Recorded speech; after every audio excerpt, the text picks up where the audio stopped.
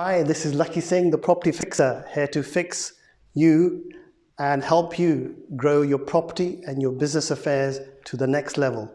So if you're looking for knowledge and insights about how to get involved in property, solve your problems about scalability in your property business, then do watch our 20-minute clips. We've taken them from hundreds and, thousands of videos that we've taken over the last 6 months, and we've broken them into simple chunks which can make them useful for you. So do watch and do subscribe to our YouTube channel underneath as well. Good morning, United Kingdom. Good morning to the Lakhi Singh property fixer live drive time, 8 a.m. to 9 a.m. every morning. Good morning, everyone. And we are today lucky to have another guest, Deborah Sophia, who's going to be joining us. Lakhi Singh was supposed to be on with us, but I think we can't find him. So we will continue the show waiting for our guests to turn up. We've got Deborah waiting in the back there, in the wings. We will call her in about 2 to 4 minutes.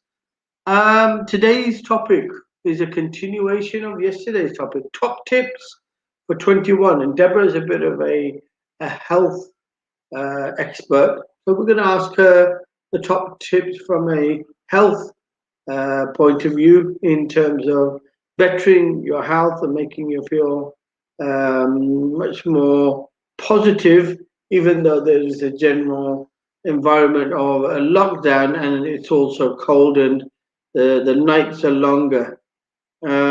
So yesterday we were talking about lots of other things to do with mental health, the way that the government, and we had a lovely lady on from Netherlands. She was telling us, what was the young lady? That's right.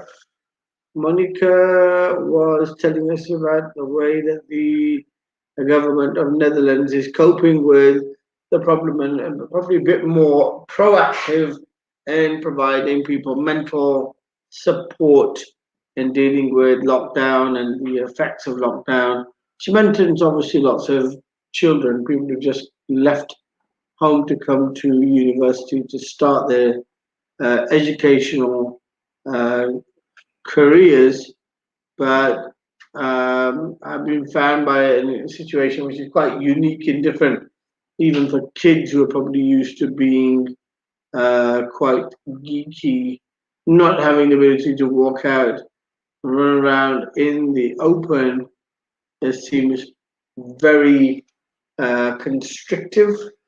So we're going to have Deborah come on in a bit and tell us what it is that she advises as a top tip for 21 in light of the experiences and the knowledge she has. So without further ado, can we please have on the lovely, the wonderful Deborah Sophia. Good morning, BJ Sal. How are you doing?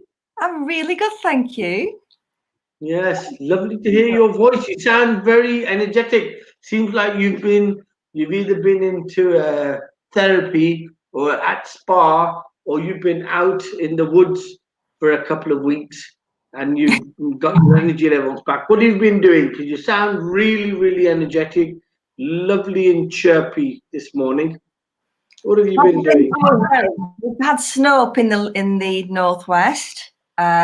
So we've had quite a lot of snow, which has been nice.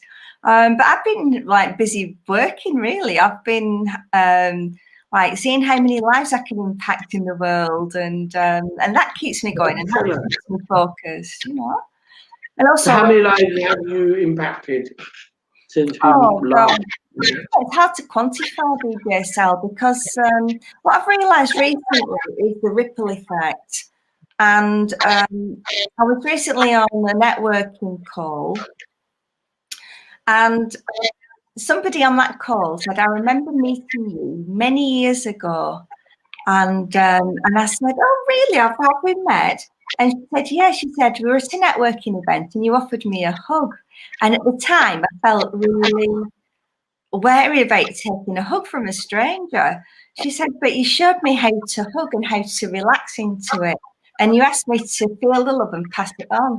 And she said, ever since then, I've been doing that. I've been offering people hugs when they come into the office and, you know, letting them know that, you know, to feel the love and pass it on. And so that really spoke to my heart, because you never know the impact that you're having with one person.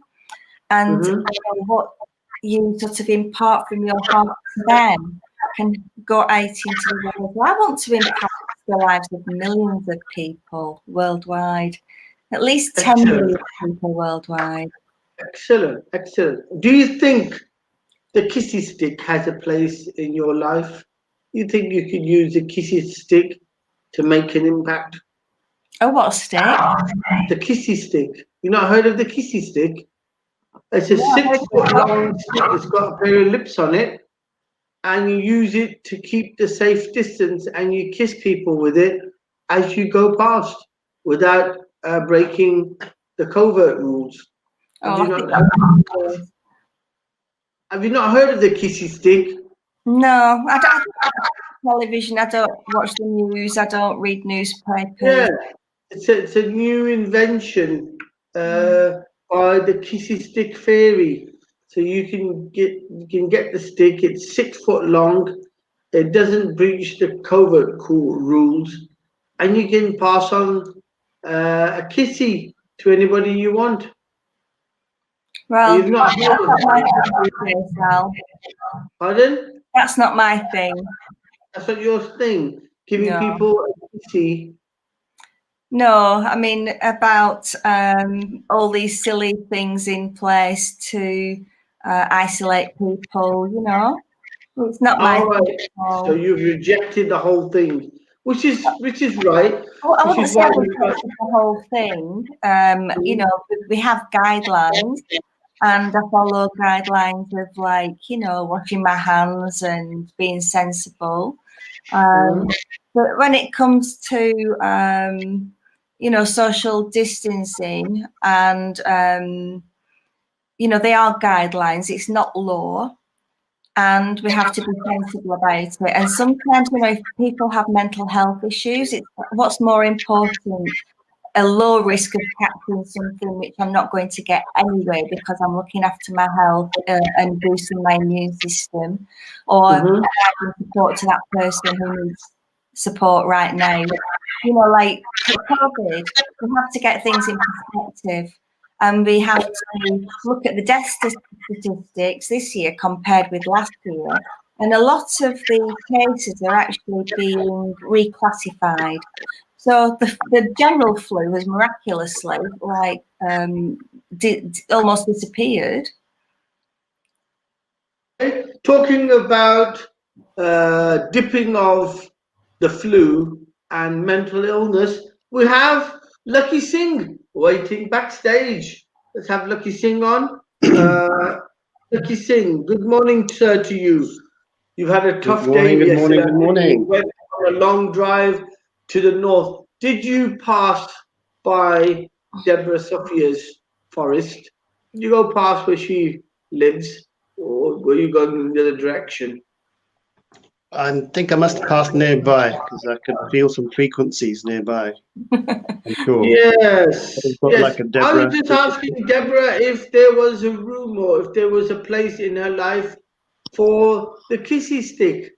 But she says, I don't do that type of thing. But isn't the kissy stick another way of spreading the love, Lakhi, without the virus? Yeah, I think it's quite a good idea. It's giving love at a distance, and it's plastic. But I think you may not have explained the concept to Deborah, so you've probably confused her, telling her a kissy stick, but that doesn't mean anything to anybody. So when you invented something, I think it's quite a good invention, actually. I mean, it could make millions. So yeah. I think it could actually be the social norm to actually carry a kissy stick, so you can give people kisses with a plastic Yeah, rod like a selfie stick. without them Like a feeling selfie like stick, isn't it, they Lakhi? haven't had the love. Yeah, Not like a selfie stick. It's not Deborah's thing. just do this and and She just does huggies. your heart. Never mind plastic sticks.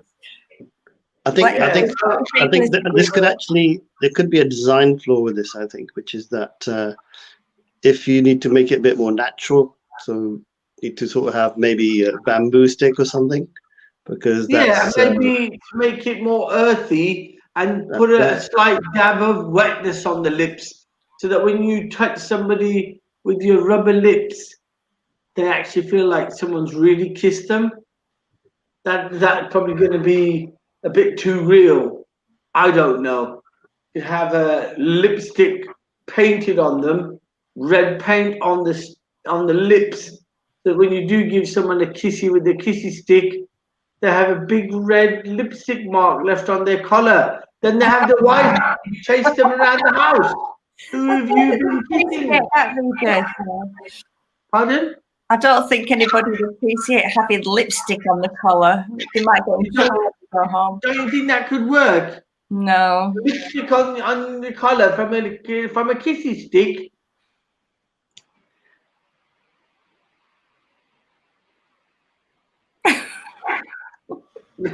Right. Okay. Obviously, a blank silence there's no comment. Right. Okay. Lakhi Singh, we were talking about top tips, and Deborah came in really hardcore with a big hug this morning, saying what's one of the things that she set herself a goal to give at least the warmth and the feeling of good energy from one of her heads. So, okay, what's the technique? Like, do you know how to give a proper, meaningful, deep hug without it being somewhat perverted, or more than just a hug and maybe more of a squeeze you feel? You know how to do a hug that has positive energy in it. Probably talking. I think there's 3 or 4 important techniques. Old age. First technique is that when you hug infinitely. So you're not meant to stop the hug. The hug can continue. So. All right. Okay. It doesn't need to feel comfortable. So a hug could last 4 or 5 minutes. So it's infinite. And maybe a bit weird if you met somebody for the first time, you don't know them. That could be a bit awkward. But with the family members, certainly, like your kids or your parents, I think hugs are infinite. So you basically hug and you give the love, and the hug could last 5-10 minutes. So that's rule number 1. Mm-hmm. Yeah. Rule number 2. Can I just say something on that point? Yeah, let's get the expert in, the hugging expert. Yeah, I am the hug.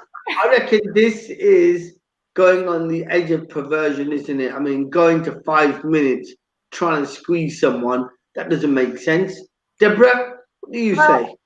Well, what I say is that you just said that you'd find it weird hugging somebody that you've just met. I do that all the time. I offer people hugs when I'm Excelente. I like that. I find handshakes very formal, and it's the intention behind it. So I could say, I'm Deborah Sophia Magdalene. Would you like a hug? And so I always offer, because not everybody likes to have a hug. But I can imagine myself, because I've got quite a poker face. I could quite easily pretend like I'm not enjoying it and say, thanks, Deborah, but I could actually be thinking lots of thoughts while I'm giving you a hug. Do you reckon you'd feel that energy? Oh, you do. Pardon? You do feel it, and when I get that response from people, as you know, I have a chat with them about it, and I say, "Would you like me to teach you how to do a proper hug?" And I actually teach them how to go left cheek to left cheek, because when you're going that way, you're getting the heart-to-heart connection. And there's a science behind it. So you breathe into your heart, and I said, just be prepared to receive. And so I send my love from my heart chakra to their heart chakra, and I just get them to relax into it. And then they can feel that conversation. So there's a science behind hugging. I didn't know that, because I was just trying to work out if I was going to get a hug, I could just keep a straight face and really be enjoying it and feeling the other person up, and they wouldn't know any different. Talking of a big hug and heart to heart, we've got a big heart waiting backstage. Waiting in the backstage is Mary Cullen. Mary. Hi. Morning. How are you doing? Wait, can you imagine, Mary, me giving you a hug with my heart to your heart, but I'm really giving you a perverted tease, but I'm keeping a straight face, making it look like I'm teaching you how to hug? Could I get away with that? VJ Sal. Yes. VJ Sal, I've just got to interject here, right? You can tell if somebody's being perverted and you don't go there. It's about boundaries. It's about making someone feel nice about the energy. Yes. I'm talking about myself. I can keep it straight faced and do lots of squeezy things. You're more into kissing, aren't you, really? I'm more into kissy sticks. Yeah. Just That's right. You go straight in for the kiss. Yeah. I think we've got to keep our distance from VJ Sal. Pardon? I think we've got to keep our distance from VJ Sal. Yeah, not due to the pandemic, just under normal circumstances. Just generous. Man, I'm a kissy stick man, really. Okay, Deborah. So there's a science behind hugging, which is sharing the body chakras. Is that right? No, it's not about sharing the body chakras at all. It's just about sending love to another person and letting them know that you really care about them. But how, like Lakhi said, he'd find it a bit strange being able to hug someone or say, would you have the courage to say that to someone, Lakhi, in passing? Can I hug you? Because that's quite giving, you know. I mean, off the top of your head, if you found someone who's walking down the street and said, could I, give you a hug? And they say yes, you're sharing the hug. How would you do it, Lakhi? I think it depends on who's hugging who. I think I could trust myself to hug them. Not sure if I could trust you to hug anybody. Well, that's what I'm saying. I've got quite a poker face. I could be doing lots of thoughts and just hugging someone, making myself feel good. So, Deborah, so how do you do that then? Do you see their body energies before you ask them to want to hug? Because people may get really annoyed or angry or think, why are you wanting to hug me? How do you pick up on the person that would actually get benefit from the hug? Well, you can tell people that are really closed down, they avoid you like the plague, if they can see you hugging people, they sort of keep the distance. And one of the reasons I always offer, and I never encourage a hug, because you don't know what's going on with that person in their life. But some people really, really do appreciate that hug. And I've had comments like, oh, I really need that. I haven't had a hug since me and my wife split up 5 years ago. Or, with old people, I mean, I've done many free hug events in the streets, with my free hug t-shirt, just offering that unconditional hug. And, we get a lot of people who say, I haven't had a hug since my husband died. Like old ladies who have never had a hug for many, many years. Mary was on yesterday. She was talking about the same thing in terms of not having been able to even hug her dad when she went over to Ireland. It's a bit frustrating, but having to accept that's the way it is. So is that what you feel, Mary? I mean, is a hug something that just brings in good energy to you? Getting a hug from someone, would you be able to take a hug from someone random on the high street? Well, I grew up in Ireland, so we didn't hug or kiss. When I moved to England, I thought it was really weird how people you wouldn't know or people you met a few times would come up and kiss you or hug you. It's not really our culture as much, I would say. But And then I'd go home and try and kiss my family, and they're like, "What are you doing?" You know, like you know, you've got to come back out of that place. What's wrong? So when I lived in Montenegro for 8 years, up until about 4 years ago, and there everybody kissed 3 times, men and women.